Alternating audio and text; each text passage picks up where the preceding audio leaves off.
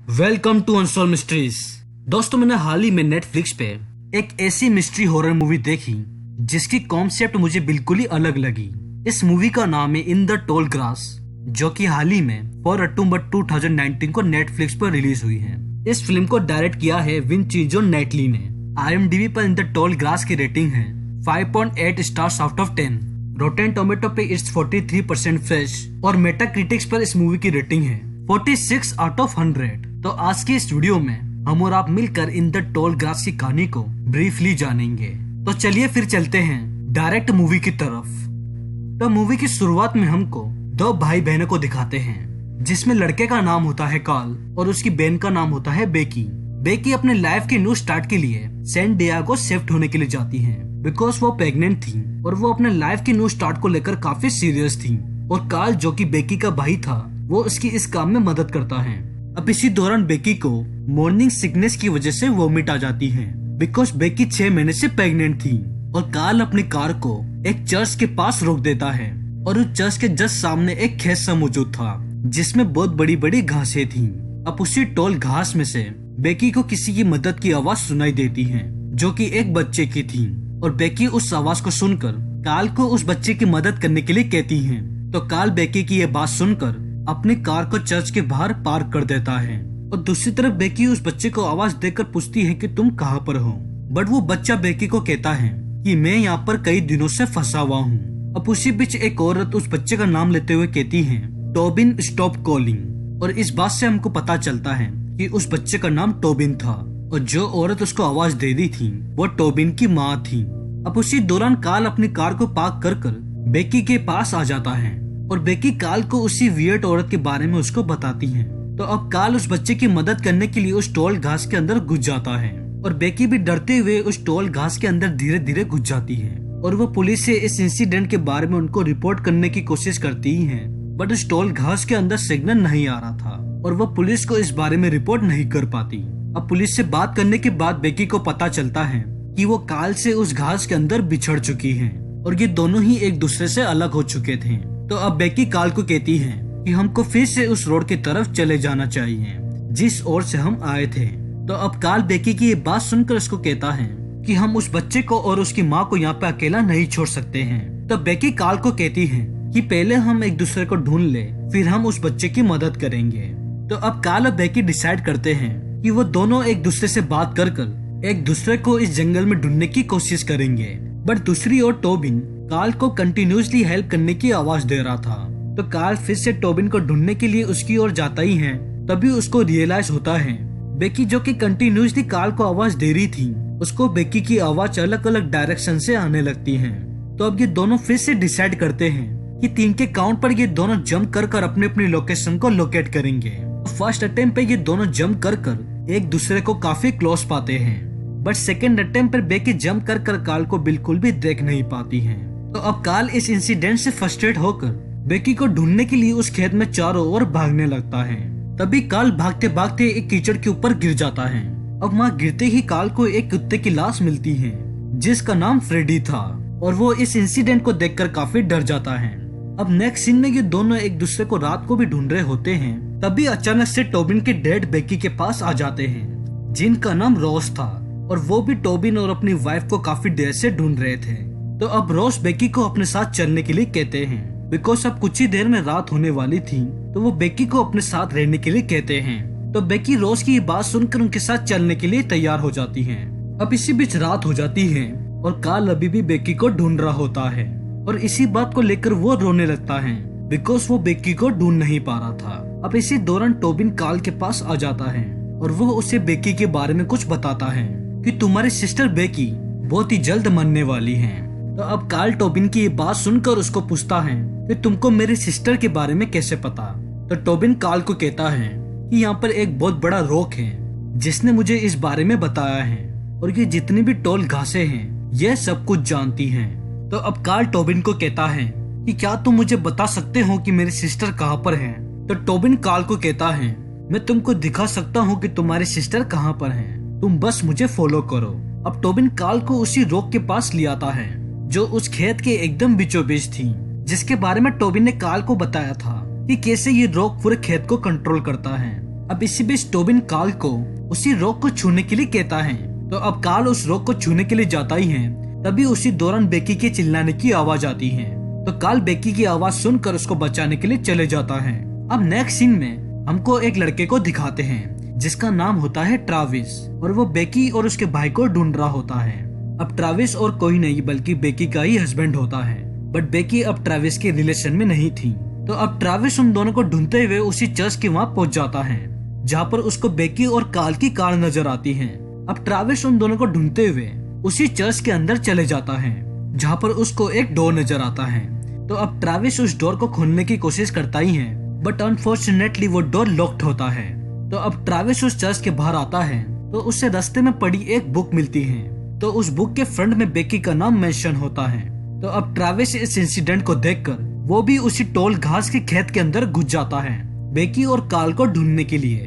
अब ट्राविस को उस खेत के अंदर आए हुए कुछ ही देर होते ही हैं, तभी अचानक से उसको पता चलता है कि सन की लोकेशन चेंज हो चुकी होती है, बिकॉज वो उसी सन को फॉलो करते हुए उस खेत के अंदर आया था, बट अब उस सन की लोकेशन कम्प्लीटली चेंज हो चुकी थी। और ट्राविस इस इंसिडेंट को देखकर काफी चौंक जाता है। अब नेक्स्ट शॉट में ट्राविस को उस खेत में चलते हुए रात हो जाती है और वो दिन भर चलकर उसी खेत के अंदर लेट जाता है बिकॉज वो काफी थक चुका था। बट उसी बीच ट्राविस को उस खेत के अंदर से किसी की चलने की आवाजें आती हैं, तो वो उन आवाजों को फॉलो करता ही है। तभी अचानक से टोबिन ट्राविस के पीछे आकर खड़ा हो जाता है और ट्राविस टोबिन को देखकर काफी डर जाता है। तो अब ट्राविस टोबिन से पूछता है कि तुम कौन हो, बट टोबिन ट्राविस की बात का जवाब ना देते हुए उसे कुछ सुनने के लिए कहता है। तभी उन घासों में से किसी के हंसने की आवाजें आती हैं। Seriously that sound was quite creepy.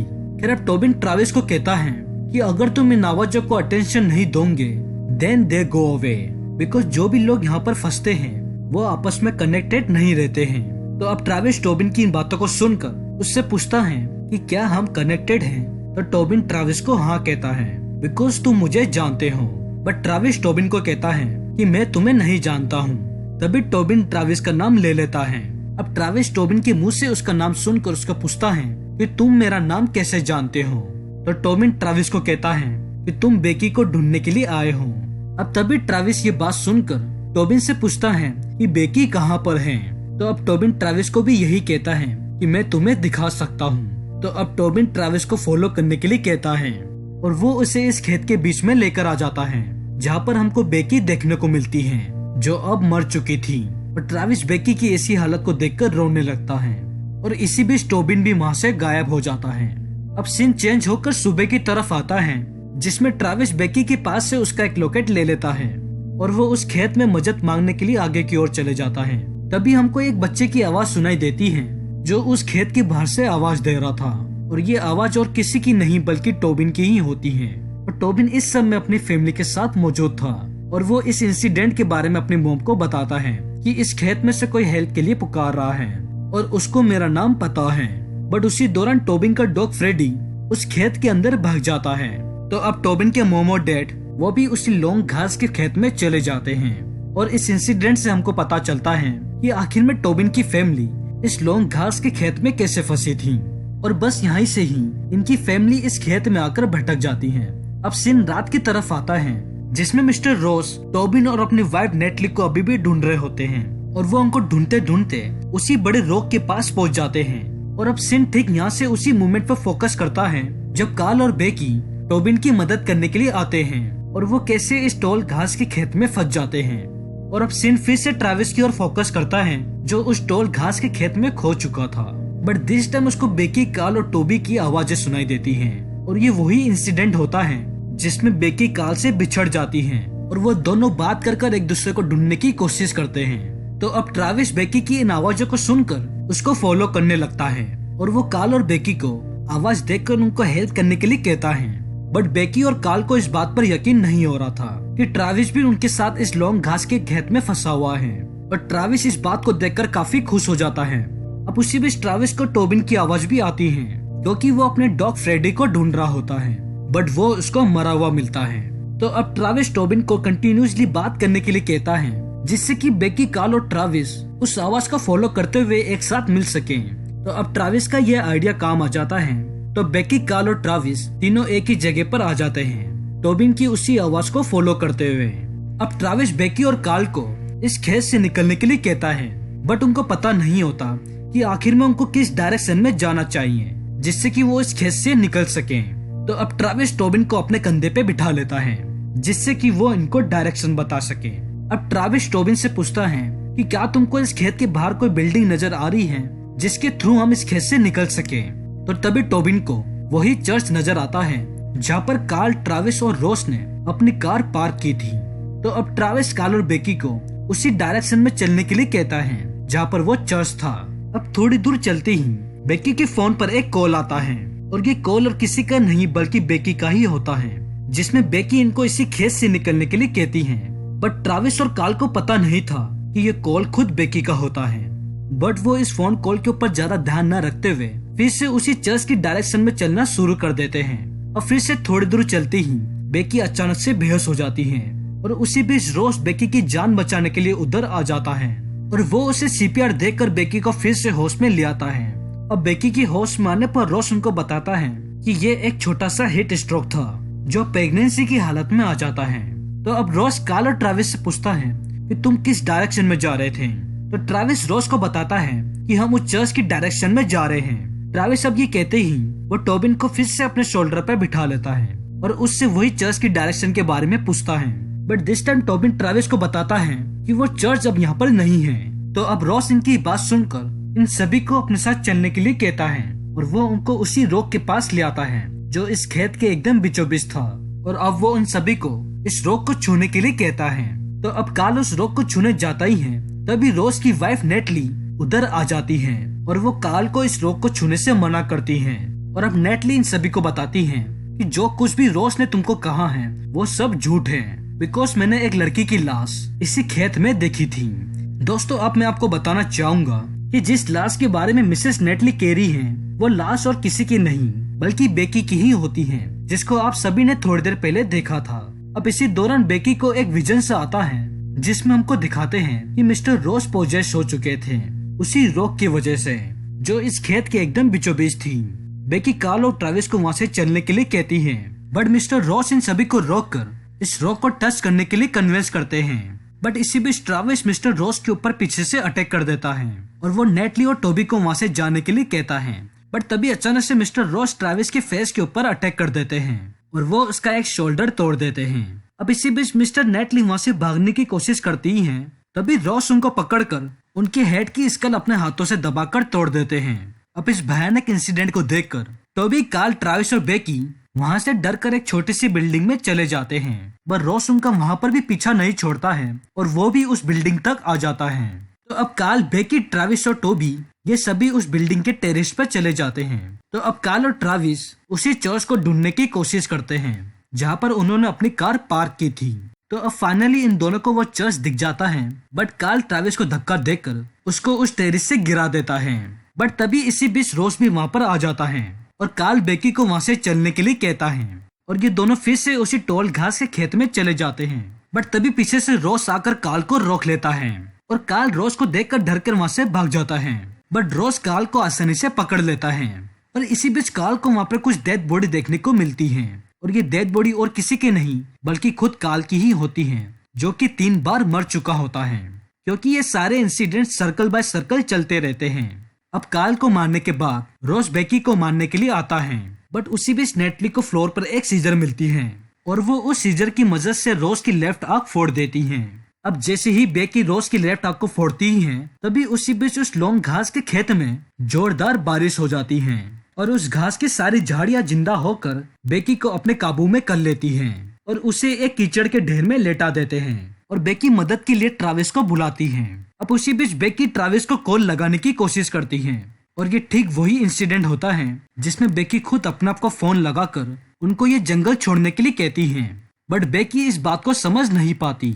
अब इसी बीच बेकी को लेबर पेन होता है और बेकी का बेटा जैसे तैसे इस दुनिया में आ जाता है और वो बेहोश हो जाती है। अब बेकी को होश आने पर उसको पता चलता है कि कार्ल ठीक उसके पास में बैठा हुआ था और वो उसको कुछ खिलाने की कोशिश करता है। बट कार्ल बेकी को जो खिला रहा था वो बेकी का बेटा ही होता है, बिकॉज उसने उसके बेटे के टुकड़े कर कर वो उसी को खिला रहा था। बट वो कार्ल नहीं होता, वो रोस होता है जो कार्ल का भेष लेकर बेकी का भाई बनने का नाटक कर रहा था। And seriously that scene was quite creepy. अब सीन इस मूवी की एंडिंग की तरफ आता है जिसमें ट्रैविस बेकी को ढूंढते हुए उसी स्पॉट पर आ जाता है जहाँ पर बेकी बेहोशी की हालत में लेटी हुई थी। अब उसी बीच रोज ट्रैविस के ऊपर अटैक कर देता है। अब बेकी ट्रैविस को बचाने के लिए रोज की दूसरी आंख भी फोड़ देती है। अब रोज कम्प्लीटली ब्लाइंड हो चुका था। अब ट्रैविस इसी बात का फायदा उठाकर रोज का गला घोटकर उसको मार देता है। अब रोज के मरने के बाद वो रॉक ट्रैविस को अपने कंट्रोल में करने की कोशिश करता है। तो अब ट्रैविस उस रॉक को छूने के लिए जाता ही है, बट टोबिन उसको ये करने से रोकने की कोशिश करता है, बट ट्रैविस नहीं रुकता और वो उस रॉक को छू लेता है। अब उस रॉक को छूने के बाद ट्रैविस टोबिन को बेकी का वही लॉकेट देता है और वो टोबिन को कहता है डोंट लेट देम इन, और वो उसको उसी इंसिडेंट पर छोड़ देता है जहाँ पर ये सारे इंसिडेंट्स की शुरुआत हुई थी। अब टोबिन उस चर्च से बाहर निकलकर उसे बेकी और काल की कार नजर आती है और वो उनकी तरफ दौड़ते हुए जाता है। तो अब टोबिन काल और बेकी को समझाने की कोशिश करता है कि तुम इस टोल घास के खेत में मत जाओ और उस आवाज को सुनने की कोशिश मत करो। और इसी बीच टोबिन बेकी का वही लॉकेट उसको दे देता है। तो अब बेकी इस लॉकेट को देखने के बाद काल को कार में बैठने के लिए कहती है और इस जगह से फौरन चलने के लिए कहती है। तो अब काल बेकी की इन बातों को सुनकर वहाँ से चलने के लिए तैयार हो जाता है और दूसरी तरफ ट्रैविस उसी खेत के अंदर मर जाता है। और बस ये मूवी एक मिस्टीरियस वे में यहाँ पर ही खत्म हो जाती है। अब दोस्तों, अगर आपको इस मूवी की एक्सप्लेनेशन अच्छी लगी हो तो प्लीज इस चैनल को सब्सक्राइब करना मत भूलना, जिसमें मैं ऐसी ही और हॉरर मूवीज लेकर आता रहूंगा।